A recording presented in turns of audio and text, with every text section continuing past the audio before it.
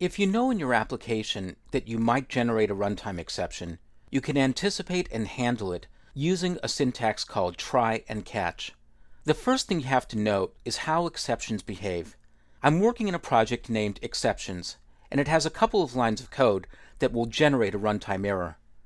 I've declared a strings variable, which is an array of string objects, and I've initialized it with one item, a string named welcome. And then, in the next line, I try to output the second item in the array, which doesn't exist. When I run the application, I get an exception. When these kinds of exceptions happen in Java, it stops your application cold. It crashes the application. I can show you that in fact this application is crashing and is not continuing with its execution.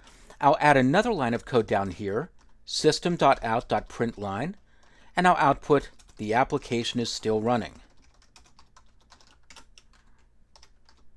I'll save and run the application. I'll see my error, and I don't see anything after it.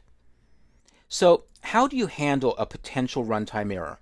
The first thing you need to know is that when an exception occurs, a variable is generated, an exception object. The exception object will be an instance of a class named exception, or of another class that's a subclass of exception. If you want to wrap your code and deal with a possible exception, the first thing to do is put the code into a try block. The try block will be followed by a catch block, or more than one catch block, and the code in the catch block will deal with the exception in some way. Here's a very simple way to add a try-catch block around some code that might generate a runtime error.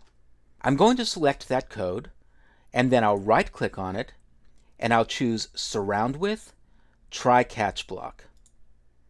The syntax of the try-catch block is that you start off with the word try, and then you put the code that might generate the exception inside the first set of braces. Then you follow that with a catch block, starting with the keyword catch, and then a variable declaration which is of data type exception or one of its subclasses. Then, within the catch block, you can handle the exception in some fashion. If your code execution gets into the catch block, that will clear the error, and your application will continue running. I'm just going to get rid of the to-do comment and save my changes, and then I'll run the application again, and I still see that there is an error, but then I get this extra little bit of code. The application is still running, and so I know that my try-catch block has handled the exception. Within the catch block right now, I'm executing a method of the exception class called print_stack_trace, and that's why in the console block you're seeing this output, java.lang.arrayIndexOutOfBoundsException1.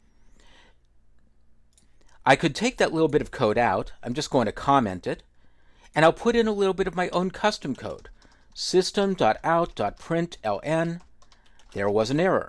So I'm telling the user that something went wrong, but I'm being a little more vague. Stack traces tend to scare users because they don't know what's going on inside the program and they shouldn't have to. I'll run the application again, and now I get clean output. There was an error, but the application is still running.